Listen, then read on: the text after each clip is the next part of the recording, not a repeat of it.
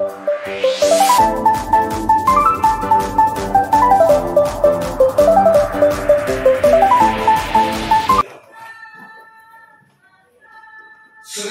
puji syukur kami naikkan kepadamu ya Tuhan Allah Bapa kami. Pagi hari ini kami siapkan hati kami untuk mendengarkan firman Tuhan. Penuhilah kami dengan Roh-Mu yang kudus ya Tuhan. Berikanlah kami hikmat dan pengertian akan firman Tuhan. Bentuklah hati kami seturut dengan kehendak-Mu dan firman. Ajarlah kami ya Tuhan. Tegurlah kami ya Tuhan.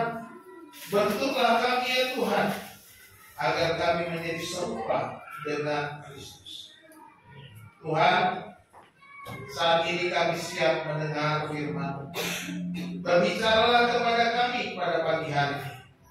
Di dalam nama Tuhan Yesus Kristus kami berdoa. Amin. Selamat pagi, shalom. Puji nama Tuhan. Apa kabar semuanya? Oh, ya. Apa kabar semuanya? Luar biasa, semangat. Bilangnya luar biasa. Memang ada semangatnya. Luar biasa tuh. Puji Tuhan, hari ini saya beri judul khotbah saya mempersembahkan tubuh. Bukan hanya uang kita yang kita perlu persembahkan. Bukan hanya harta kita yang kita harus persembahkan. Tetapi juga adalah tubuh kita ya. Bapak Ibu dikasih Tuhan, saya mengatakan bahwa apa yang saudara harapkan untuk saudara dapatkan dimulai dari apa yang saudara tabur. Apa yang saudara mau dapatkan, mulailah dengan menaburnya. Supaya suatu waktu bisa menuai yang saudara tabur. Demikian soal harta, kita menabur, kita akan menuai.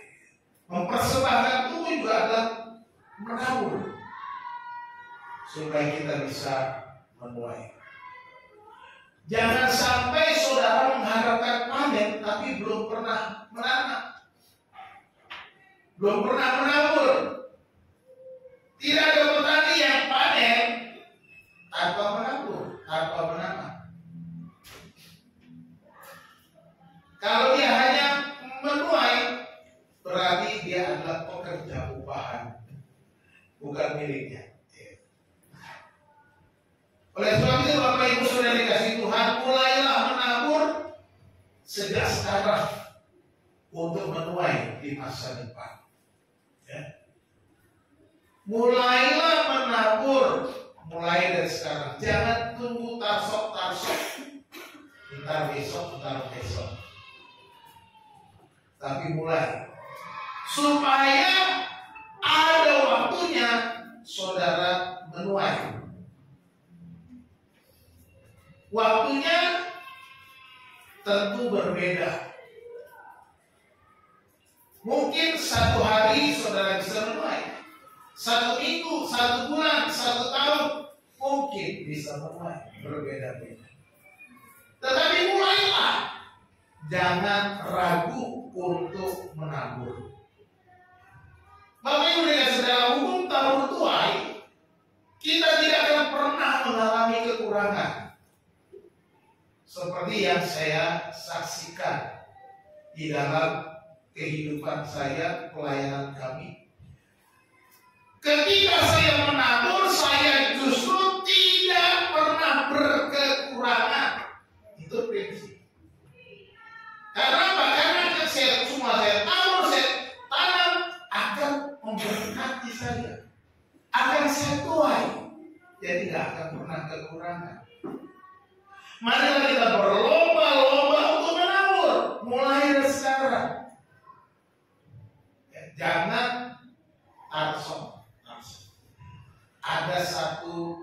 titipan yang sering kali saya pakai. Saya ingin saudara terus mengingat ini. Ya, dikatakan kita tahu jumlah biji dalam sebuah apel, tetapi kita tidak tahu jumlah buah dalam satu biji apel. Ada yang tahu jumlah buah dalam satu biji apel? Tidak tahu. Satu buah apel, saudara mau makan, saudara belah-belah, saudara kumpulin bijinya, saudara bisa tahu jumlahnya. Saudara bisa hitung jumlah biji apel dalam satu buah apel. Tetapi biji apel yang saudara pegang satu saja, ada berapa buah apel di sana? Saudara nggak tahu. Bisa tak terhingga buah apel. Syaratnya ditanam, ditabur, supaya bertumbuh menjadi pohon apel dan berbuah apel. Tiap tahun berbuah, kita nggak tahu jumlahnya berapa. Kita hitung terus sampai selesai. Dia tidak berbuah lagi. Itulah hukum tabur tuai. Bapak Ibu, mari kita bersama-sama bagaimana kita juga berkaitan dengan mempersembahkan tubuh sebagai bagaimana kita menabur yang terbaik untuk Tuhan. Kita membaca Roma pasal 12 ayat 1 sampai ayat yang ketiga. Di situ terlalu kecil ya, tapi bisa terbaca enggak? Mudah-mudahan yang dapat bisa baca atau di Alkitab masing-masing. Demikian firman Tuhan. Karena itu saudara-saudara, demi kemurahan Allah, aku menasihatkan kamu. Ini Rasul Paulus yang menulis surat kepada jemaat di Roma. Ya, dia menasihatkan demi kemurahan Allah, supaya kamu mempersembahkan tubuhmu sebagai persembahan yang hidup, yang kudus, dan yang berkenan kepada Allah. Itu adalah ibadahmu yang sejati. Ayat 2. Janganlah kamu menjadi serupa dengan dunia ini, tetapi berubahlah oleh pembaharuan budimu, sehingga kamu dapat membedakan manakah kehendak Allah, apa yang baik, yang berkenan kepada Allah, dan yang sempurna. Ayat 3. Berdasarkan kasih karunia yang dianugerahkan kepadaku, aku berkata kepada setiap orang di antara kamu, janganlah kamu memikirkan hal-hal yang lebih tinggi daripada yang patut kamu pikirkan, tetapi adalah kamu berpikir begitu rupa sehingga kamu menguasai diri menurut ukuran iman yang dikaruniakan Allah kepada kamu masing-masing. Amin. Demikian bacaan kita hari ini, firman Tuhan yang kita akan belajar. Berbahagialah kita yang mendengar serta yang melakukan firman Tuhan. Amin.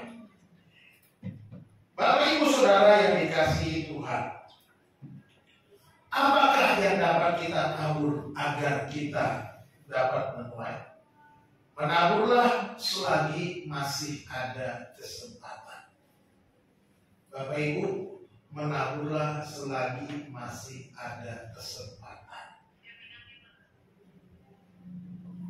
Terlebih kita yang usianya mulai senja.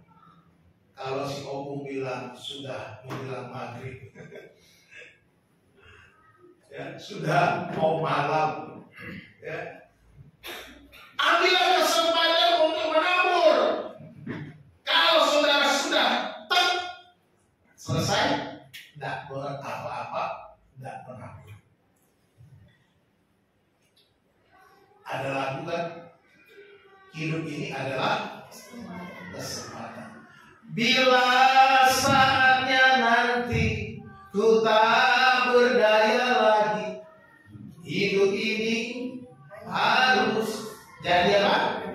Jadi berkah. Kalau sudah tidak berdaya, kita sudah jadi berkah. Itu yang penting. Ini ada menabur. Jangan tunggu nanti Pak.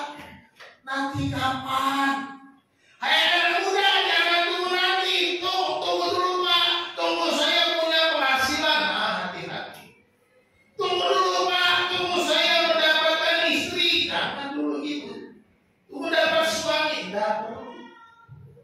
menabur mulai dari sekarang.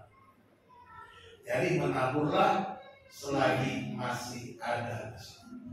Apa yang kita tabur? Yang pertama, mempersembahkan tubuh sebagai ibadah sejati. Ini tak pernah. Mempersembahkan, menabur dengan mempersembahkan tubuh kita sebagai ibadah yang sejati. Di dalam ayat yang pertama dikatakan, karena itu saudara-saudara demi kemurahan Allah, aku menasihatkan kamu supaya kamu mempersembahkan apa? Tubuhmu sebagai persembahan yang hidup, yang kudus, dan yang berkenan kepada Allah. Itu adalah ibadahmu yang sejati. Di sini ada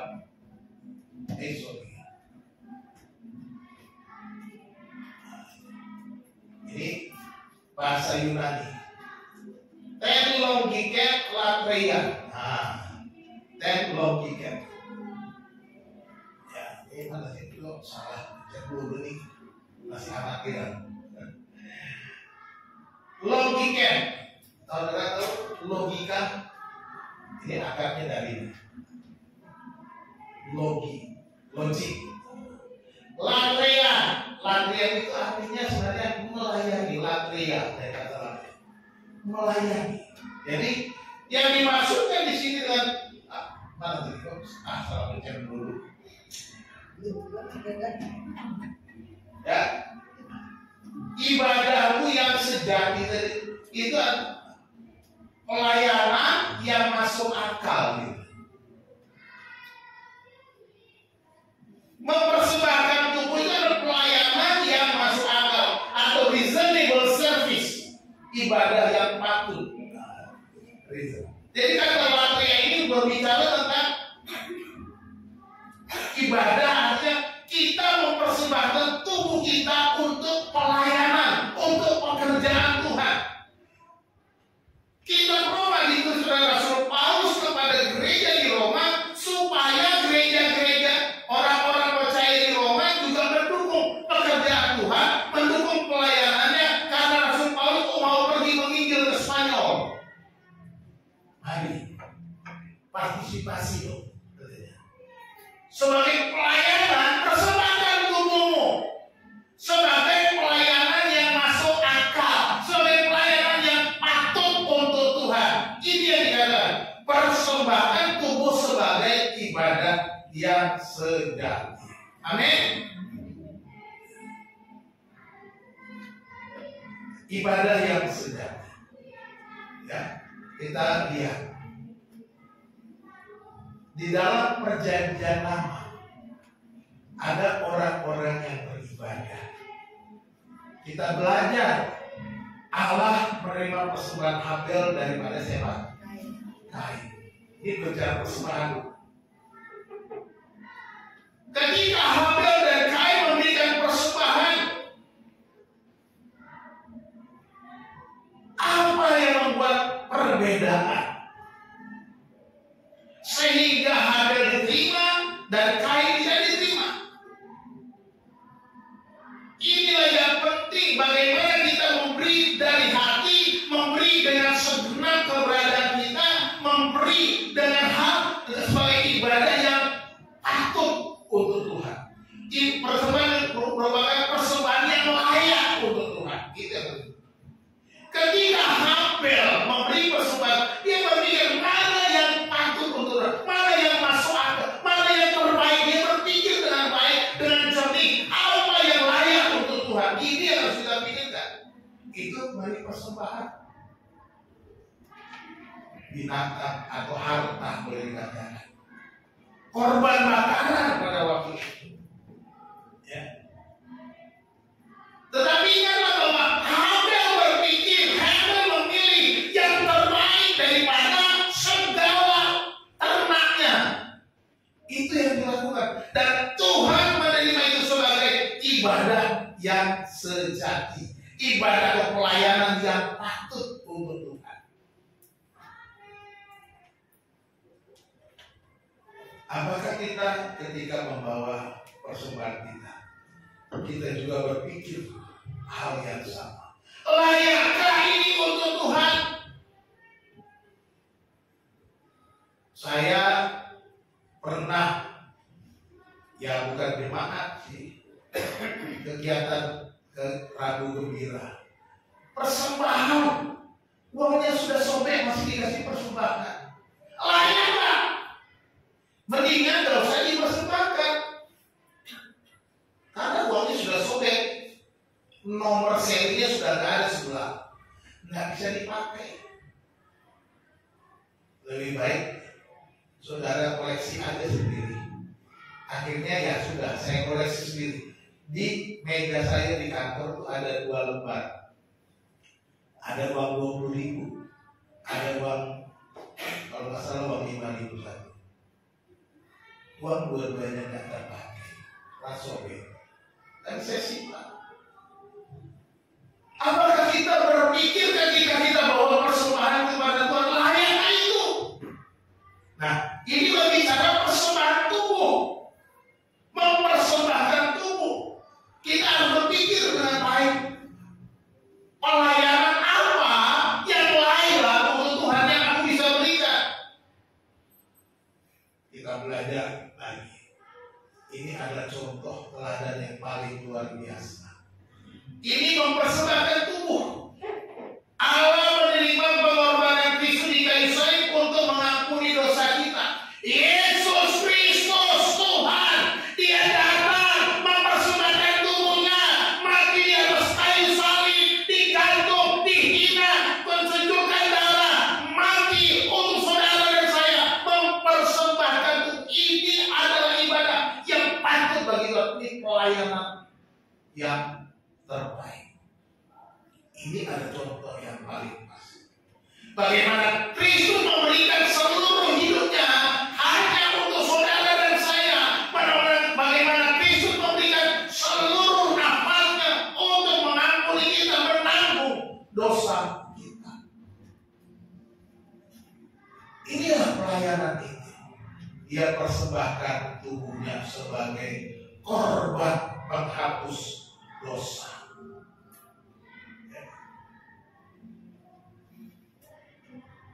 Apa yang bisa kita lakukan? Pelayanan apa yang kita bisa berikan? Kalau Kristus sudah mengorbankan dirinya untuk kita, apa yang kita bisa berikan? Apa yang kita bisa lakukan dengan tubuh kita? Dikatakan mempersembahkan tubuhmu. Kata mempersembahkan tubuh itu,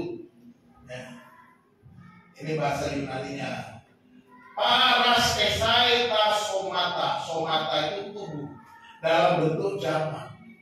Dari seluruh tubuh, berbicara seluruh anggota tubuh kita. Ini berbicara tubuh, salah baca dulu. Berbicara tentang tubuh kita, soma. Jadi dikatakan persembahan present your bodies. Makanya di sini badis, bahasa Inggrisnya jamak, diterjemahkan jamak. Ini kata somata. Persembahkanlah tubuhmu.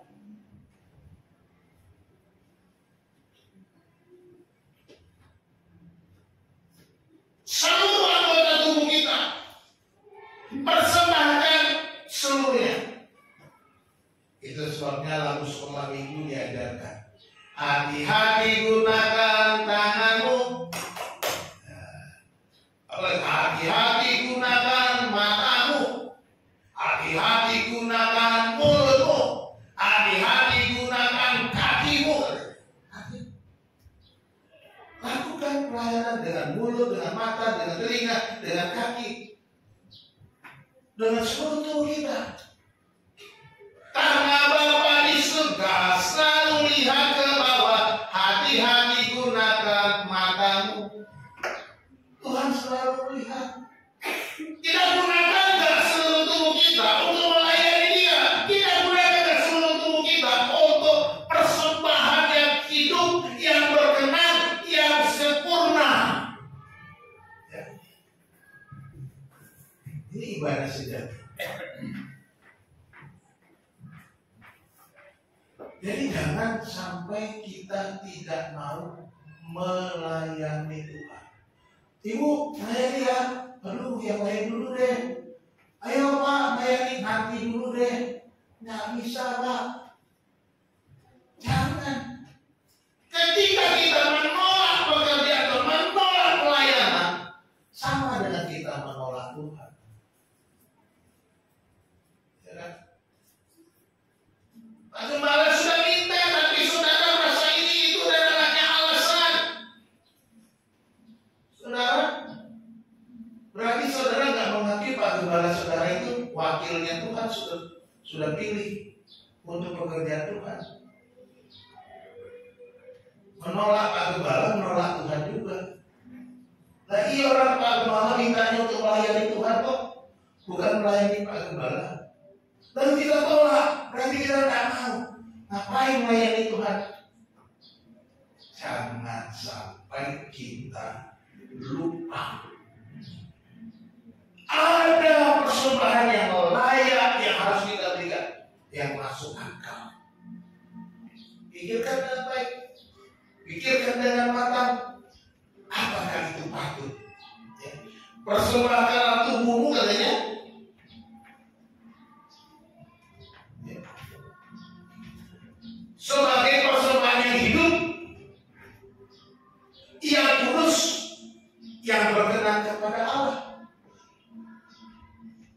Jadi persembahan tubuh kita persembahan yang kudus, yang hidup. Ini persembahan yang hidup, bukan korban yang mati.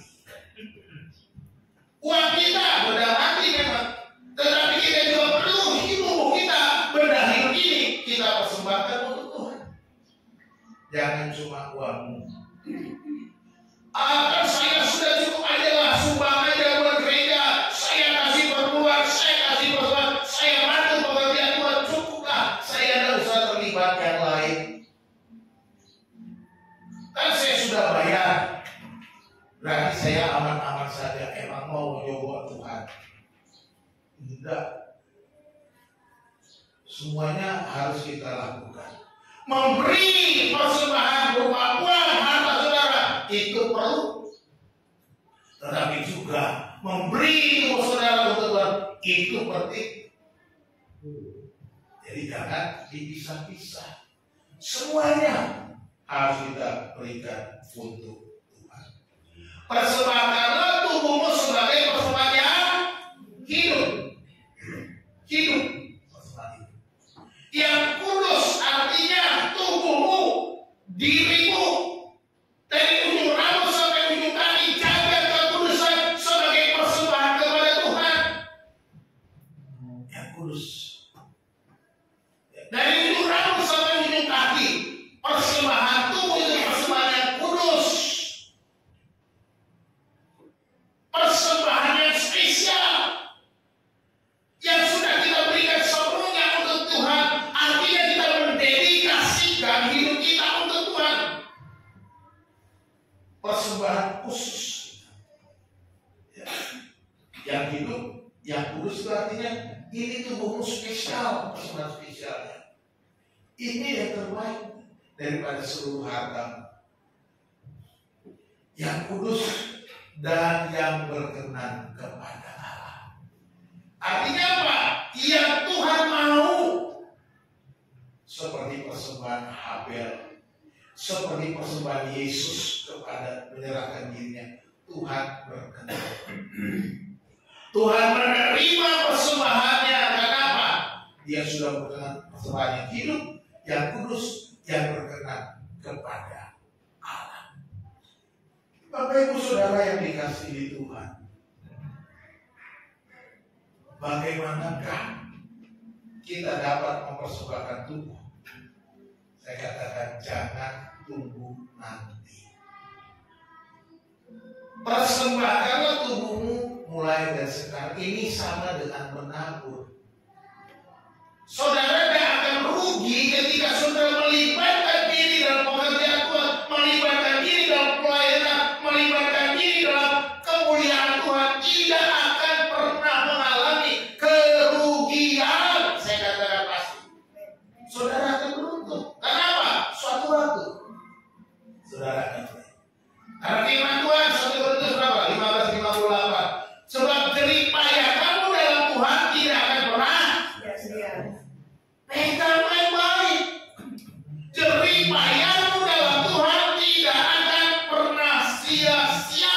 Itu janji Tuhan.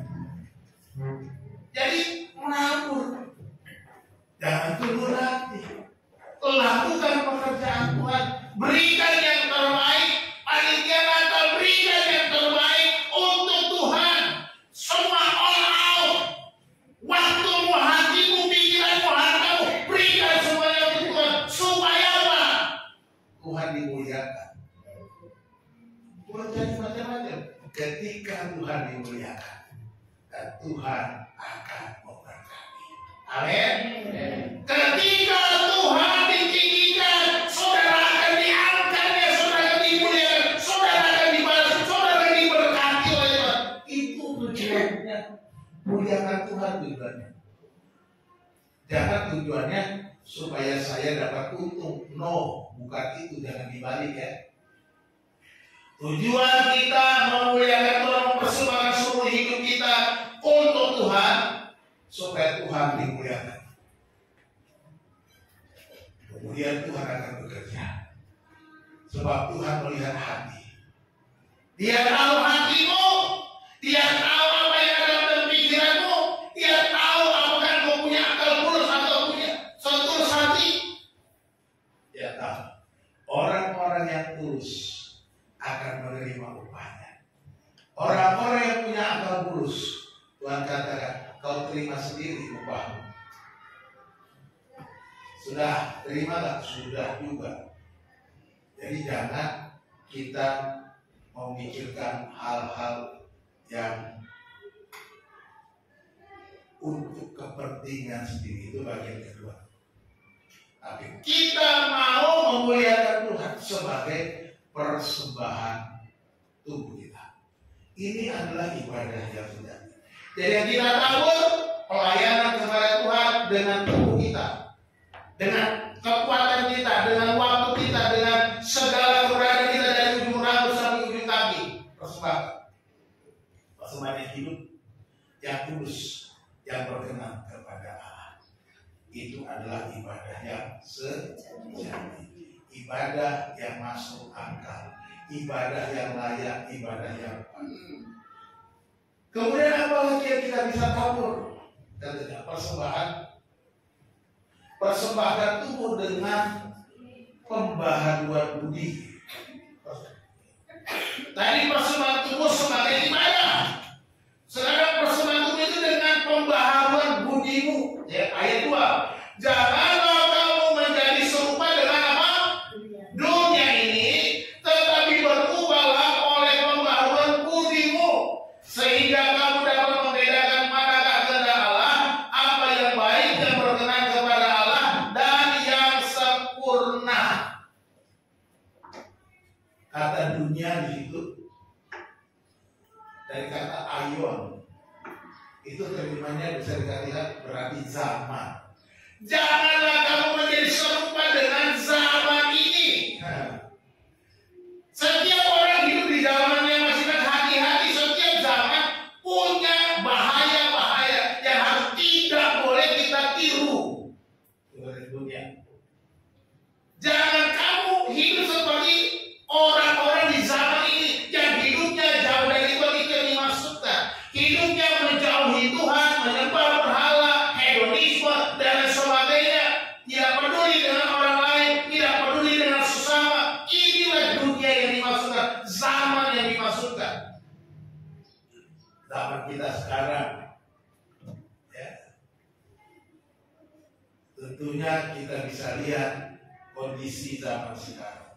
Jangan kamu menjadi serupa dengan dunia ini, tetapi berubahlah oleh pembaharuan budi. Jadi persembahkan tubuh dengan pembaharuan budi, sehingga kamu dapat membedakan manakah kehendak Allah, apa yang baik, yang berkenan kepada Allah, dan yang sempurna.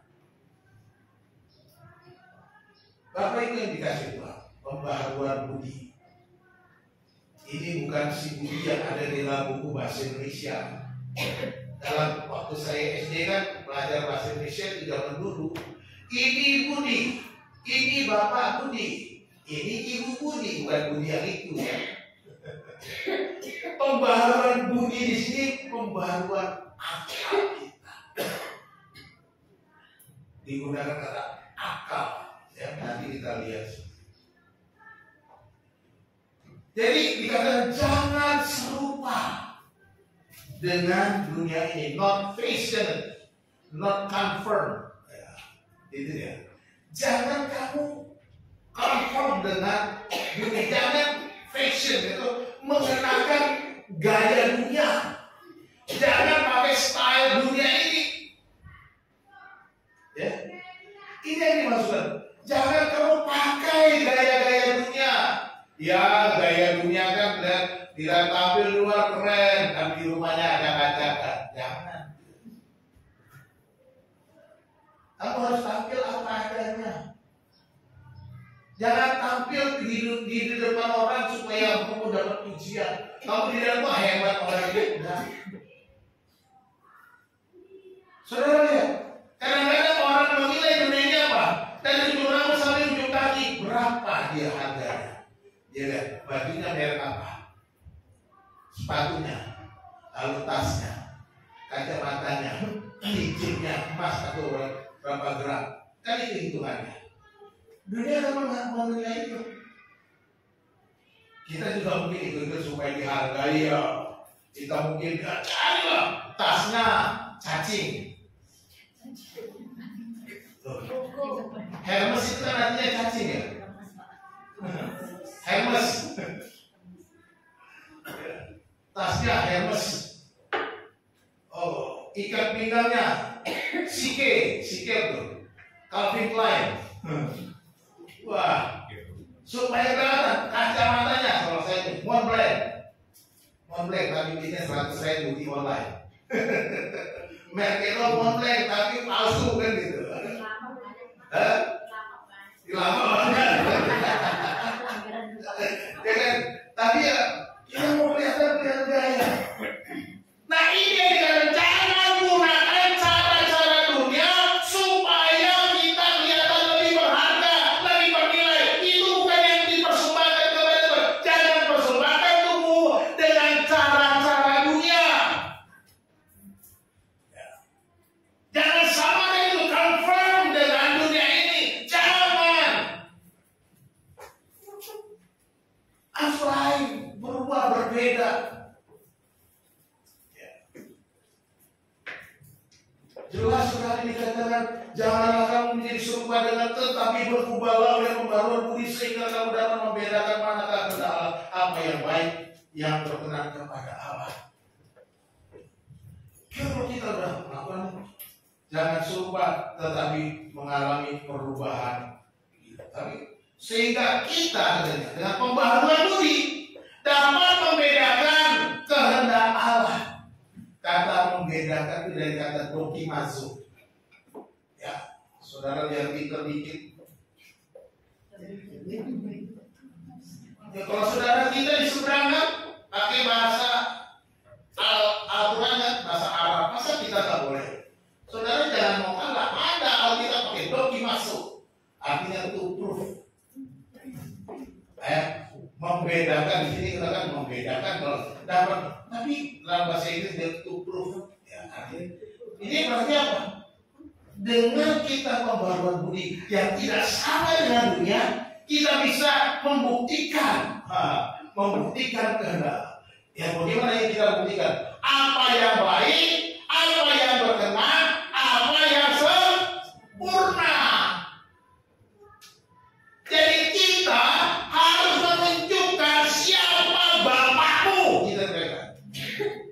Bukan siapa dirimu, penampilan bukan itu. Siapa Bapakmu? Itu yang penting. Bapakmu yang di surga itu yang tahu fashionnya begitu.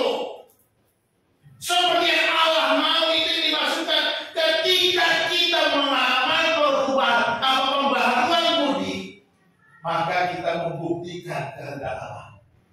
Ini loh maunya Tuhan. Ini loh anak Tuhan. Ini loh Tuhanku yang ku percaya. Kita membuktikan dia baik, dia sempurna, dia berkenan. Ini yang harus kita pikirkan. Pembaruan beliau. Ya. Mari kita mengalami perubahan ini. Persembahkanlah sesuatu yang baru, membaharui budi kita. Pembaharuan budi dengan pembaharuan budi. Tubuhmu itu harus berubah. Tubuhmu harus berubah. Kata berubah, nah ini dia. Digunakan kata metamorfose, t-anakaionese. Tonos ya, metamorfose dari kata. Kalau kita sudah dijelasin metamorfosis, tahu? Nah, makanya saya kalau lihat itu gambarnya kupu-kupu. Gambar saya kan, kupu-kupu itu mengalami metamorfosis dari telur, ulat, kepompong, lalu jadi kupu-kupu indah. Waktu jadi ulat, ada yang suka? Aduh, saudara lari semua kalau ketemu ulat. Tapi ketika jadi kupu-kupu indah, bagus sekali kupu-kupunya, cantik banget warnanya, happy. Perubahannya loh dari yang buruk menjadi indah. Itu yang dikatakan pembaharui. Kita harus membaharui metamorfosa, anakaionese. Ini yang dari atas ya, tulus nos kepikiran mind ya. Kaino itu baru artinya kaino, dari kata kainos ya. Anak itu dari atas. Jadi kalau anak kaino itu pembaharuan yang dari atas. Ini bukan dikerjakan oleh kita sendiri. Jadi metamorfose itu dikerjakan oleh kuasa Roh Kudus. Pembaharuan dikerjakan dari atas. Pembaharuan dikerjakan oleh Allah. Pembaharuan dikerjakan oleh kuasa Roh Kudus di dalam diri kita. Inilah metamorfose yang dimasukkan. Biarkan Roh Kudus bekerja mengubah saudara, mengubah pikir. Your mind, pikiranmu diubahkan oleh kuasa, mengalami metamorfosa. Artinya engkau yang dulu jelek, engkau yang dulu berdosa, engkau yang dulu tidak layak, sekarang diubahkan kuasa Roh Kudus menjadi kupu-kupu yang indah, sesuatu yang berharga, yang bernilai, yang menyenangkan, yang membawa berkat, yang menyenangkan orang lain. Ini yang Tuhan mau. Pikiran itu, metamorfosis yang terjadi. Siapa yang kerjakan? Tuhan dari atas yang mengerjakannya di dalam hidupmu. Biarkan pikiranmu dipenuhi oleh kuasa Roh Kudus. Biarkan pikiranmu, akalmu dikuasai oleh Roh Kudus. Jangan ikut akalmu sendiri sehingga kau akal-akalan.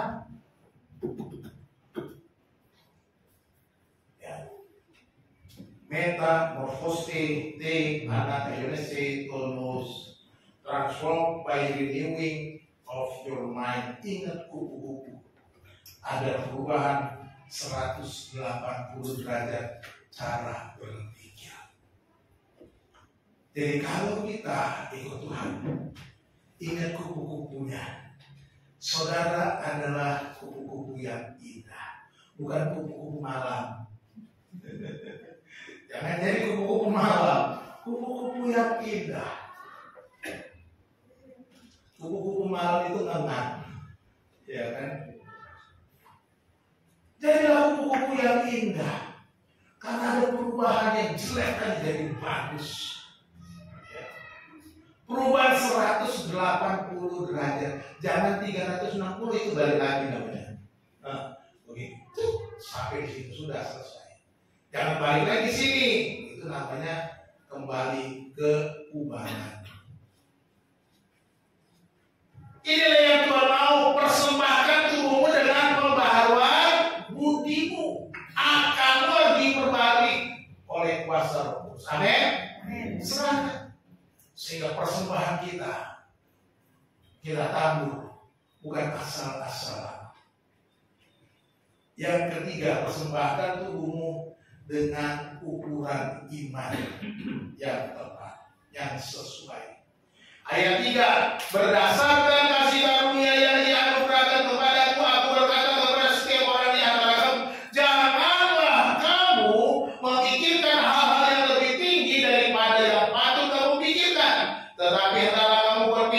sedemikian rupa sehingga kamu menguasai diri ukuran iman yang dikaruniakan Allah kepada kamu masing-masing. Ingat ayat 2 tadi. Ada pembaruan budi. Ada metamorfosis akal kita. Metamorfosis your mind yang dikerjakan dari Roh Kudus. Oleh sebab itu, katanya, sekarang persembahan dulu dengan ukuran iman. Menurut ukuran iman yang dikaruniakan Allah kepada kamu masing-masing. Jadi setiap kita punya level imannya, punya ukuran imannya. Saudara punya ukuran, dan berikan sesuai dengan imanmu. Kalau engkau mau memberikan dengan iman yang hebat, lakukan itu. Percaya kepada kemampuan yang lebih besar, lakukan itu. Ukuran iman. Saudara di sini, jangan kamu menganggap dirimu lebih daripada orang lain. Ketika kita mempersembahkan tubuh kita, jangan memikirkan bahwa aku lebih hebat pelayanannya. Pak Pendeta lebih benar. Pak Pendeta sama pelayanannya dengan pemain musik. Pak Pendeta sama pelayanannya dengan orang yang dipuja. Pak Pendeta sama pelayanannya dengan orang yang nyanyi di sini singer-singernya. Semuanya sama. Di mata Tuhan sama. Tapi lakukan dengan ukuran iman. Ketika engkau main musik, lakukan dengan ukuran iman.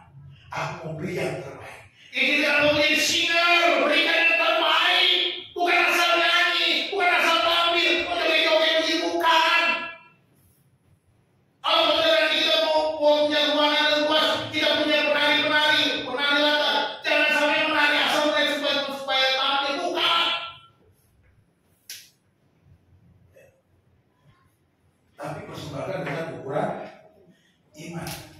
Saya mau beri yang terbaik. Iman saya lakukan ini, maka Tuhan dimuliakan. Ukuran iman. Dikatakan gitu, jangan memikirkan hal-hal yang lebih tinggi dari yang patut. Ya. Jangan kita melakukan hal-hal yang merasa lebih hebat, lebih tinggi, gitu kan, dari orang lain. Jangan melakukannya karena berpikir supaya kita lebih dihargai. Lebih dihargai Tuhan boleh, tapi jangan dihargai manusia. Lebih dihargai Tuhan oleh karena kita memberikan yang terbaik untuk Tuhan. Ya. Kalau kita minta penghargaan manusia, berarti kita tidak mau memberi yang lebih baik untuk Tuhan. Kita mencari nama, mencari hormat, supaya wah, kamu bagus dia kalau nyanyi, wah, kamu bagus dia kalau singer, wah, kamu bagus dia main musiknya, wah, kamu bagus dia kalau khotbah. Nah, bukan itu yang kita cari. Jadi kita harus mempersembahkan tubuh kita sesuai ukuran iman. Berpikir begitu banget. Dalam bahasa Inggrisnya sober minded. Artinya berpikiran sadar, berpikiran tenang, berpikiran sehat atau sober itu. Jadi mari kita ketika melakukan pelayanan, kita memikirkan dengan baik, dengan sadar, dengan kesadaran penuh pelayanan ini adalah untuk Tuhan. Dengan kesadaran penuh, saya melayani Tuhan. Ini ukuran iman. Dan katakan ketiga, ukuran yang menguasai diri menurut ukuran iman yang dikaruniakan Allah. Jadi Allah sudah memberikan, mengaruniakan, menetapkan kepada kita ukuran iman kita masing-masing. Dan saudara tahu sejauh mana saudara melangkah. Saudara harus naik level imannya, jangan puas di level itu saja. Jangan setiap tahun saudara maunya imannya seperti ini saja, jangan.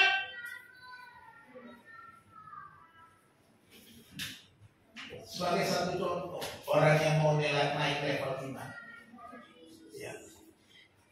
Saya mau kasih tahu, orang yang sumbang kursi ini mau naik level ini, karena dia tahu Tuhan tidak pernah tinggalkan. Saya bersyukur selalu dia melakukan yang untuk Tuhan. Lakukan itu. Siapapun bisa. Jangan naik level iman musik ini, harus naik terus. Tiap tahun naik lagi. Jangan tiap tahun segitu aja. Kita mau Natal jadi iman, bagaimana Bapak Ibu? Mari kita Natalan, Pak. Saya separuhnya aja. Janji iman berapa? 500 per keluarga. Saya kasih 300 aja, Pak. Nggak naik-naik level imannya. 500 ya Pak, 500 aja. Saudara berani langkah. Apakah level iman saudara cuma sampai di situ? Nggak mau lebih. Saudara yang langkah, saudara ukur sendiri. Tapi kadang-kadang kita kan nggak tahu. Kita takut. Kalau saya kasih lebih, jangan-jangan saya nggak mampu. Karena ketakutan kita, karena kekhawatiran kita, karena kegelisahan kita, karena akal pikiran kita belum metamorfosis. Ketika akal kita sudah dipahami, maka kita akan naik levelnya ukuran iman. Oh, saudara, ayo bantu aku punya orang untuk pelayanan ke Spanyol. Persembahkan, dukung pelayanan ini sesuai level imanmu. Mulai berangkat.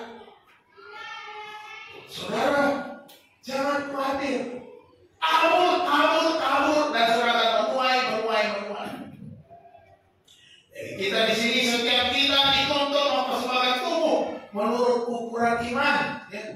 Siapapun, tanpa kecuali, mulai dari sekarang ini baik-baik kita dituntut untuk memberi, mempersembahkan, menabur menurut ukuran iman kita. Roma 15 ayat 1 dia. Kita yang kuat wajib menanggung kelemahan orang yang tidak kuat, dan jangan kita mencari kesenangan kita sendiri. Di bagian akhir atau surat ini sebelum ditutup, Paulus ingatkan kepada gereja di Roma. Kita yang kuat wajib menanggung kelemahan orang yang tidak kuat, dan jangan kita mencari kesenangan kita sendiri. Tapi jangan terus-terusan pura-pura tidak kuat, tidak mampu. Kalau saudara terus berada di situ, saudara kapan bangkit, kapan saudara sudah ikut Tuhan berapa tahun, masih saja di level bawah. Aduh, sangat menyedihkan. Ikut Tuhan bertahun-tahun tapi masih di level bawah. Saudara harus terus naik. Saatnya saudara ada di sini, saudara masih di sini. Sementara teman saudara sudah ada di sini.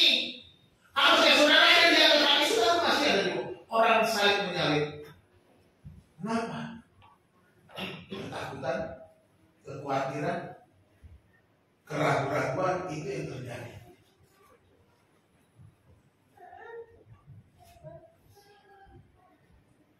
Alkitab satu-satunya pedoman kita. Amin.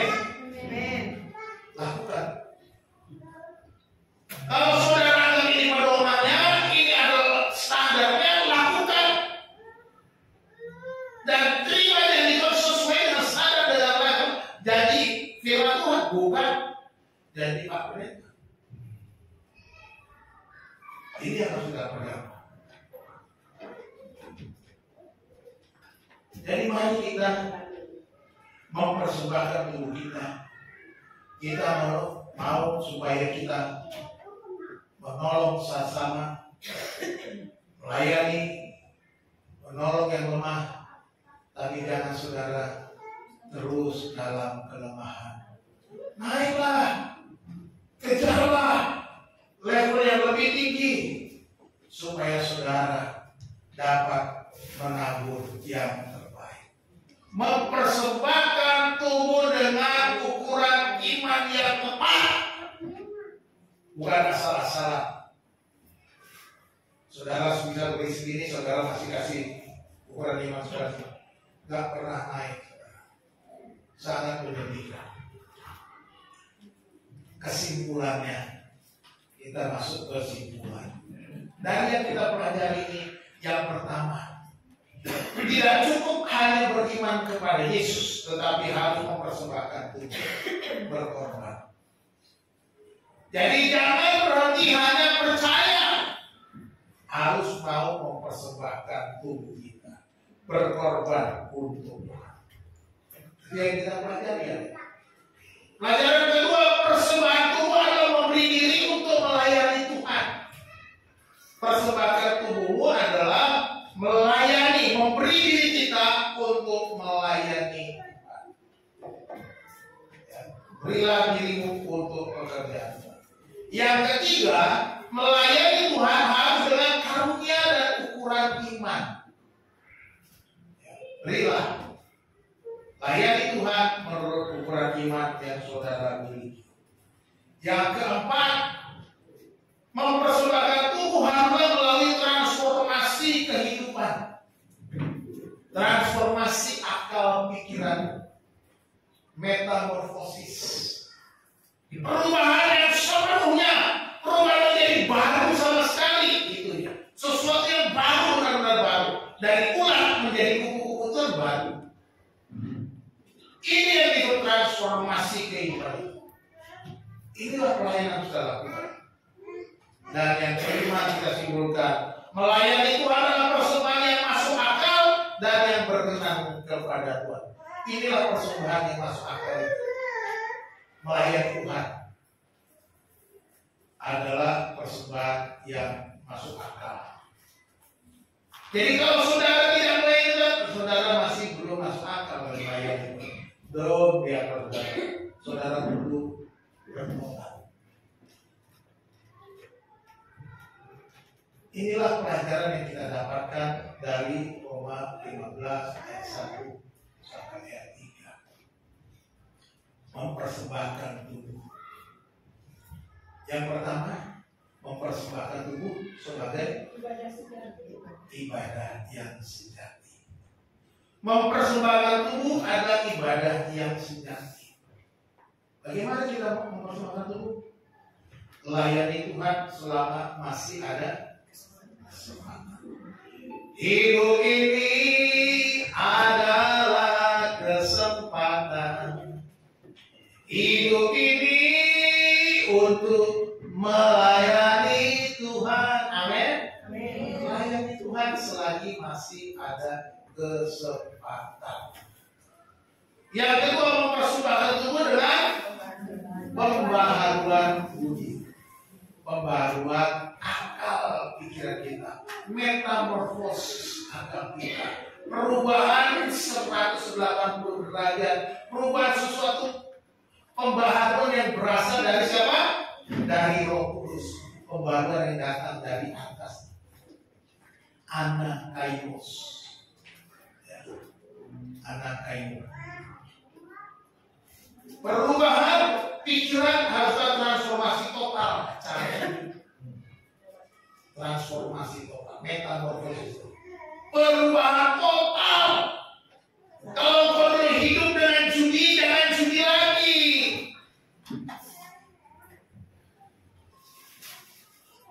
Kalau kau hidup biasa dusta, bohong, menipu orang, jangan lagi. Kalau kau mencuri, jangan lagi. Itu pembaruan yang total. Hidup lama ditinggalkan, kenakanlah Kristus. Jangan kau pakai cara dunia ini, ilah zaman ini. Jangan serupa dengan dunia ini. Jadi harus ada pembaruan budi dengan transformasi total, metamorfosis, perubahan, transformasi dengan pembaharuan dari atas. Mempersembahkan tubuh yang ketiga sesuai ukuran iman. Inilah yang harus kita. Jadi mari kita melayani Tuhan menurut ukuran iman yang Tuhan sudah berikan. Saudara tahu level iman saudara, tapi kadang saudara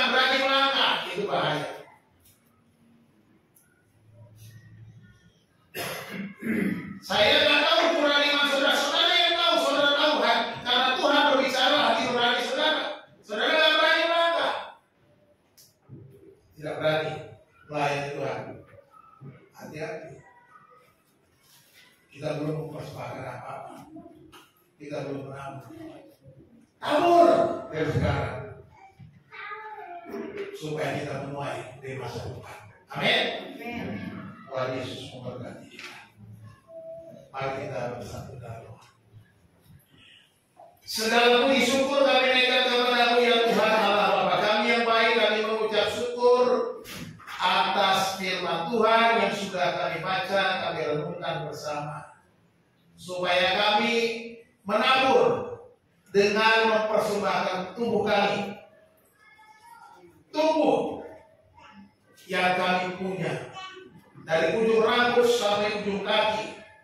Menjadi persembahan yang hidup, yang kudus, yang berkenan kepada Allah sebagai ibadah yang sejati.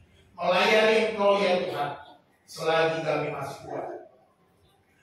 Dan kami mau mempersembahkan tubuh kami dengan perubahan yang Tuhan kerjakan oleh kuasa Roh Kudus.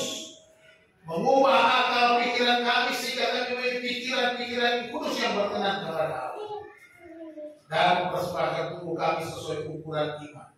Tuhan, mantapkanlah hati kami supaya kami melayani sesuai ukuran kami. Jauhkanlah kami ya Tuhan dari segala ketakutan, kekhawatiran, keraguan-raguan, dan kami mau berpegang kepada firman Tuhan, melangkah sesuai dengan pimpinan Roh yang Kudus yang sudah memperbaharui akal pikiran kami. Terima kasih Tuhan untuk kebenaran firman Tuhan yang sudah kami dengar. Terima kasih Tuhan, kami boleh diingatkan kembali. Terima kasih Tuhan, Kau sudah menegur kami, memperbarui hati kami. Biarlah Tuhan untuk menolong, supaya kami boleh hidup berkenan kepada Tuhan, boleh menabur, mulai dari sekarang, supaya pada suatu saat kami akan menuai. Terpujilah nama-Mu Tuhan, kami mengucap syukur atas firman Tuhan. Biarlah Tuhan terus mengingatkan kami di sepanjang hidup kami sampai Engkau datang yang kedua kali. Dalam nama Tuhan Yesus Kristus kami naikkan syukur kami dan doa kami ya Bapa. Haleluya. Amin.